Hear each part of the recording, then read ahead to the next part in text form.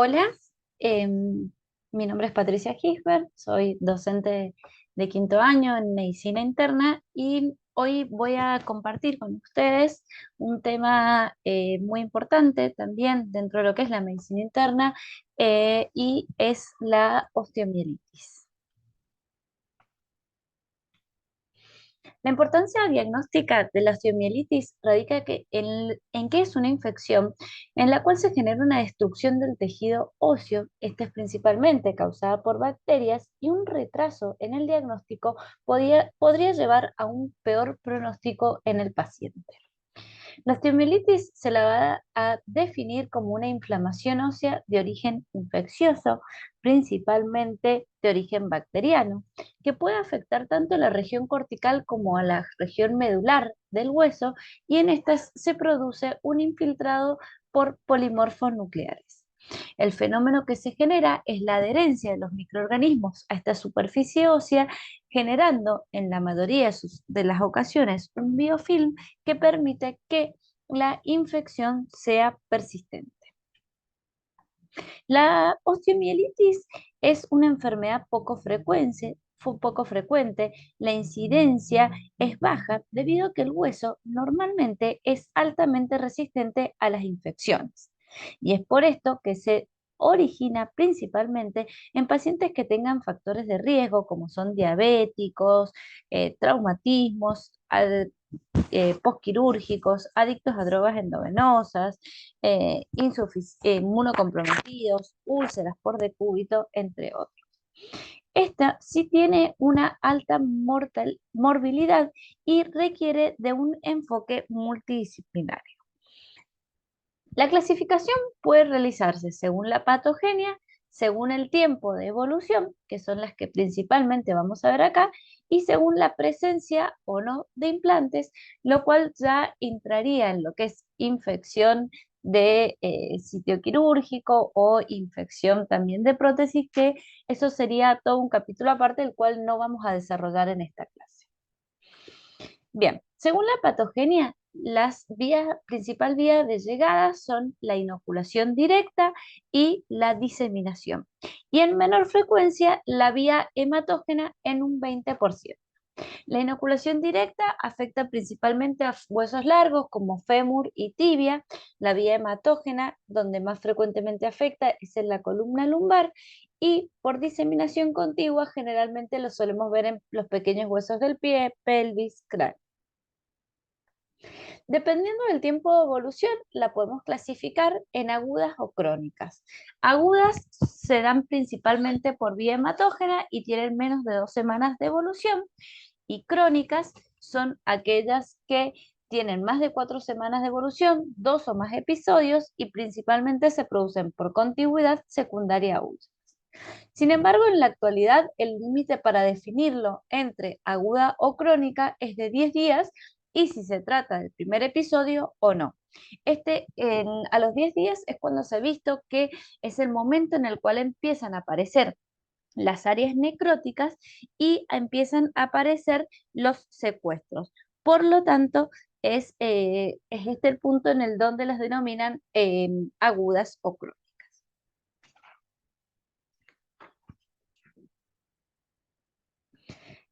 Ahora vamos a desarrollar cada una de ellas. La osteomielitis aguda se adquiere principalmente por bacteremia.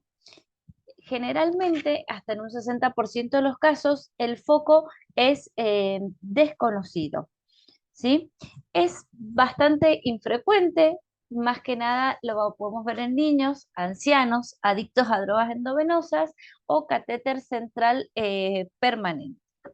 Puede afectar a cualquier hueso, pero generalmente suele afectar aquellas áreas de mayor crecimiento de los huesos largos, o sea que lo hace en la unión es epifisiaria. Principalmente afecta a tibia y a fémur. Existen diferentes factores que favorecen a que se afecte en esta localización, y se deben a que con respecto a la vasculatura presentan un flujo lento, hay carencia de anastomosis en las ramas terminales y esto favorece que se formen áreas de necrosis y a su vez hay carencias de células fagocíticas a nivel de los capilares. Una vez generada la infección, se producen aumento de enzimas proinflamatorias que generan aumento de la presión intraósea con disminución de la vascularización y todo esto lleva a la formación de la necrosis ósea y de los secuestros. En mayores de 50 años afecta principalmente a la columna y el foco más frecuente es genitourinario. Con respecto a las manifestaciones clínicas, se suele presentar con fiebre, con un dolor óseo localizado y una impotencia funcional de pocas horas de evolución, 24 a 48 horas. Sin embargo, también pueden existir signos de flogosis, derrame articular, paralesional y pueden haber la presencia de sepsis. El germen más frecuente en la osteomielitis aguda es el Staphylococcus aureus, hasta en el 90% de los casos.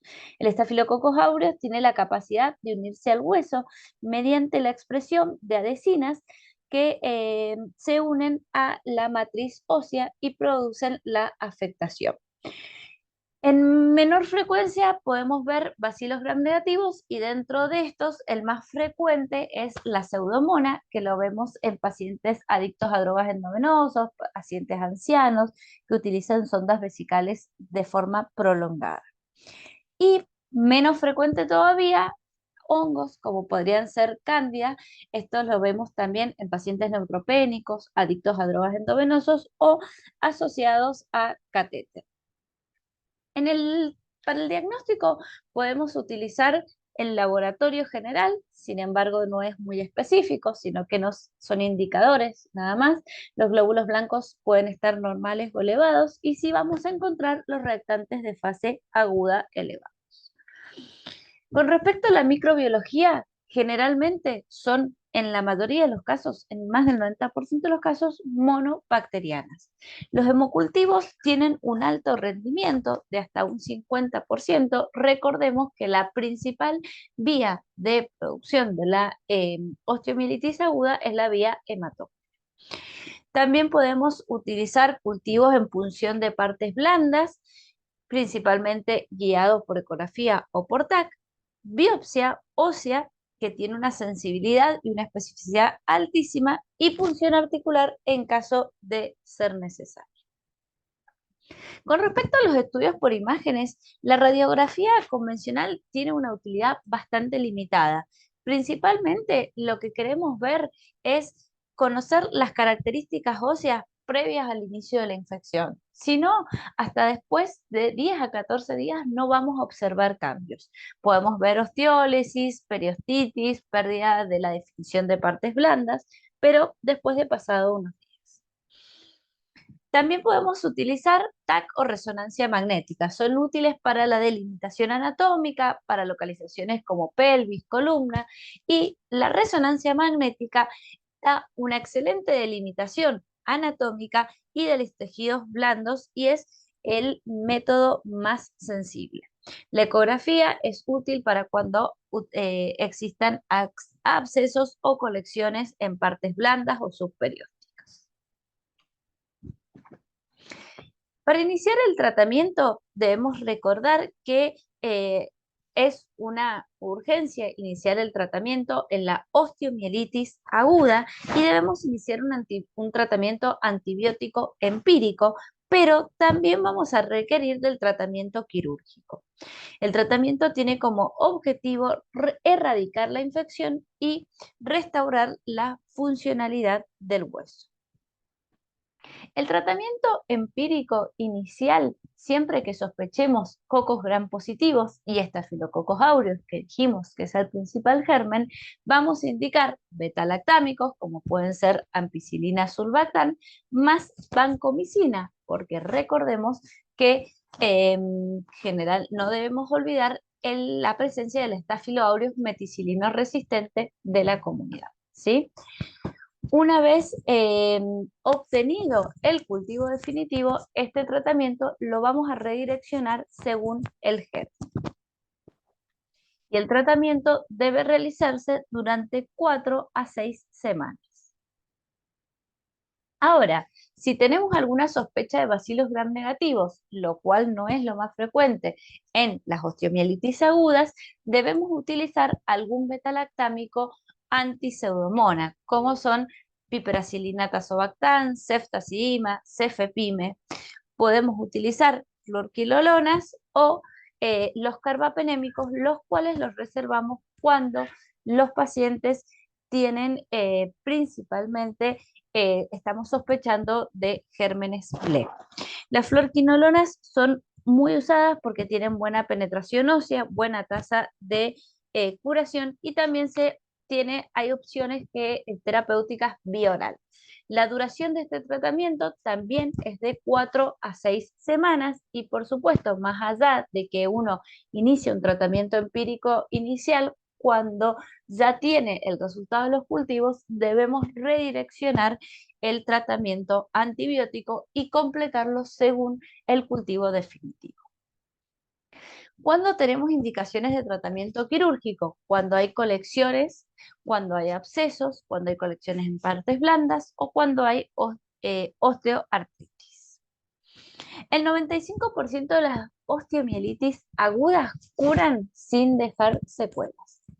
El 5% presentan recaídas y se convierten en una osteomielitis crónica y generalmente esto ocurre dentro del año de realizado el tratamiento.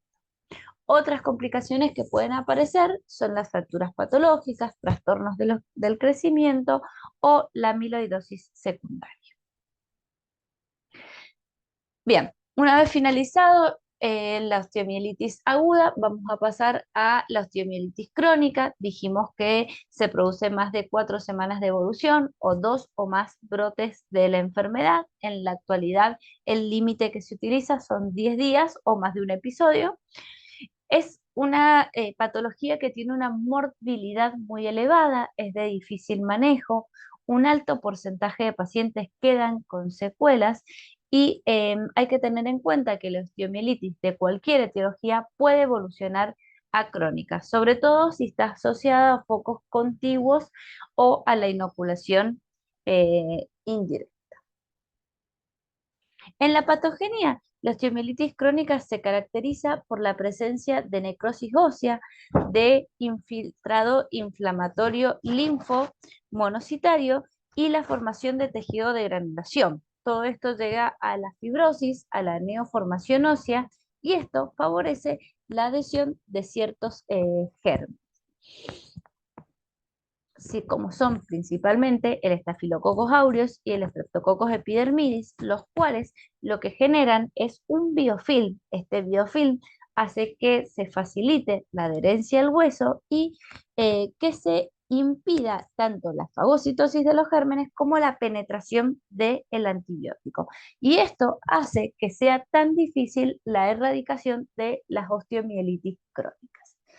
Principalmente se van a caracterizar, como lo podemos ver acá, por la presencia de secuestros, de abscesos, de fístulas y de cicatrices fibróticas en el hueso, donde queda atrapada la bacteria. La clínica se caracteriza por dolor local y la presencia de fístulas cutáneas que generan drenaje de material purulento. Puede haber fiebre, signos de flogosis, pero solo en los episodios de exacerbación. El agente va a depender del mecanismo por el cual se produzca la osteomielitis crónica, ya lo vamos a ver más adelante. Sin embargo, Staphylococcus aureus sigue siendo por excelencia el germen más frecuente. En la osteomielitis crónica, las principales vías son la inoculación directa y la contigüidad. En la inoculación directa puede producirse a través de fracturas expuestas o cerradas y en estos casos van a ser principalmente Staphylococcus aureus, bacilos gram negativos. Y cuando es por contigüidad, las podemos dividir con la presencia de insuficiencia vascular o sin presencia de insuficiencia vascular. Lo más importante es tener en cuenta que muchas veces las que son por contigüidad suelen ser principalmente polimicrobianas y esta es la típica de las escaras, el paciente con el pie diabético o las úlceras venosas y son las que más frecuentemente vemos en la práctica diaria.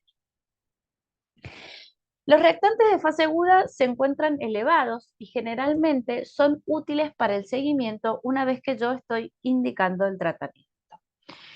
En la osteomielitis crónica es fundamental la toma de muestras para el cultivo, ¿sí? E incluso generalmente son pacientes que están estables hemodinámicamente, por lo tanto no urge la necesidad de indicarle la antibiótico terapia. Es preferible obtener una muestra que pueda ser enviada a cultivo antes de iniciar la terapia antibiótica y correr el riesgo de que estos antibióticos puedan negativizar el cultivo.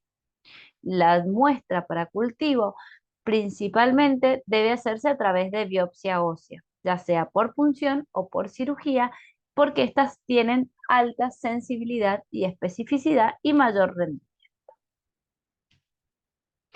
Con respecto a los estudios por imágenes, en la radiografía vamos a ver la destrucción ósea, la presencia de secuestros. Se puede evaluar realizar una fistulografía para evaluar el trayecto de la misma, la extensión y el volumen. TAC o resonancia magnética también se utilizan, siendo de mayor utilidad la resonancia magnética, donde además vamos a ver alteración musculoesquelética, partes blandas, trayectos, y la ecografía para evaluar la presencia de colecciones, de abscesos, de edemas, las fístulas y la relación que estos tengan con el hueso. El manejo clínico es importante conocer que el antibiótico no penetra en las zonas vascularizadas. Por lo tanto, en estos casos, siempre el tratamiento antibiótico debe ser combinado con el quirúrgico. Que el antibiótico nos va a actuar en las partes blandas y va a actuar a nivel óseo, pero después del debridamiento. Generalmente estos pacientes quedan con antibiótico terapia por tiempos prolongados, de 3 a 6 meses, y solo en aquellos pacientes seleccionados por lesiones óseas mínimas, que no tengan secuestros, o pacientes que tengan algún tipo de contraindicación, podría usarse solo antibiótico terapia. Sin embargo, hay que tener en cuenta que el tratamiento supresivo crónico no reemplaza a la cirugía. Existen diferentes técnicas quirúrgicas, pero lo importante es conocer que estas deben eliminar tejidos blandos y óseos infectados, que el desbridamiento disminuye el inóculo bacteriano, que la presencia de hematomas debe ser considerado como infección y hay que realizar la evacuación y la limpieza, y que la ausencia de sangrado muscular o la falta de contracción a la estimulación indican que hay necesidad de hacer resección de ese músculo porque también está comprometido. La osteomielitis crónica pueden tener recaídas a pesar de un tratamiento adecuado, hasta en un 40% por la presencia de fístulas activas y recaídas por tratamientos parciales con desbridamientos que no hayan sido lo suficientemente grandes en más del 50% de los casos. Y ahora sí, para ir finalizando con la clase, vamos a ver la osteomielitis vertebral o la espondilitis infecciosa. Esta es la infección del disco intervertebral y de las vértebras adyacentes. Como habíamos dicho previamente, esta tiene principalmente un origen hematógeno. Del 3 al 5% de los casos de las osteomielitis eh, esta es muy infrecuente y representa el 3 al 5% de los casos de la osteomielitis en los adultos y solemos verla más frecuentemente en mayores de 50 años. Sin embargo, se cree que esta incidencia en los últimos años ha ido aumentando debido a que han mejorado las técnicas por imágenes, como las resonancias magnéticas, que ayudan a un diagnóstico más precoz. Perdón. Afecta principalmente a los adultos de edad avanzada, Otros factores de riesgo son los adictos a drogas endovenosas, diabéticos, pacientes en hemodiálisis, inmunosupresión o el uso de corticoides crónicos. Menos frecuentemente se produce por una inoculación directa, ya sea a través de un postquirúrgico, en un traumatismo, por vías retrógradas, a través de una infección pélvica, y lo más frecuente es la afectación de las vértebras lumbares. La clínica se caracteriza por un dolor localizado con una hipersensibilidad en el 90% de los casos.